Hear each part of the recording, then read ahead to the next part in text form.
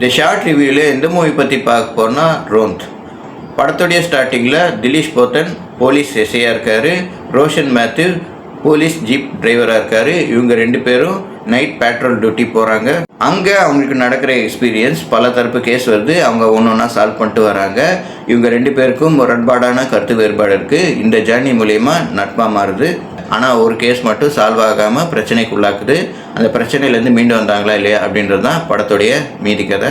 திலீஷ் போத்தன் ரொம்ப நல்லாவே நடிச்சிருந்தார். Negative shade இருக்கிற மாதிரி காட்டிட்டு அவருக்கு பாசிட்டிவ் ஷேடும் இருக்குன்னு காட்டினது ரொம்ப நல்லாவே இருந்தது. ரோஷன் மேத்யூ திலீஷ் போத்தனுடைய ட்ராவல் ஆகிற மாதிரி தான் கேரக்டர் அமைஞ்சிருக்கு. திலீஷ் போத்தன் பேசுகிறதுக்கு அவர் கொடுக்குற ரியாக்ஷன் ரொம்ப நல்லாவே இருந்தது. கேரக்டர்ஸில் வந்த ஆக்டர் லக்ஷ்மி மேனன் திலீஷ் போத்தனுக்கு ஒய்ஃபாக நடிச்சிருக்காங்க. கிருஷா குருப் ரோஷன் மேத்யூவுக்கு ஒய்ஃபாக நடிச்சிருக்காங்க. அருண் டிஎஸ்பியாக நடிச்சிருக்காரு. எல்லாருமே கேரக்டரை ரொம்ப நல்லாவே பண்ணியிருக்காங்க. டைரக்டர் ஷஹி கபீர் இந்த மூவியை ஸ்லோ பர்னிங் க்ரைம் த்ரில்லராக எடுத்திருக்காரு. அதில் வெற்றி அடைஞ்சிருக்காருன்னே சொல்லலாம். இந்த மூவி ஜியோ ஹாட்ஸ்டாரில் அவைலபிளாக இருக்குது. இந்த படத்தை தாராளமாக ட்ரை பண்ணலாம். இந்த மாதிரி வீடியோ பார்க்கணும் எங்கள் சேனல் லைக் பண்ணுங்கள், ஷேர் பண்ணுங்கள், சப்ஸ்கிரைப் பண்ணுங்கள். தேங்க்யூ.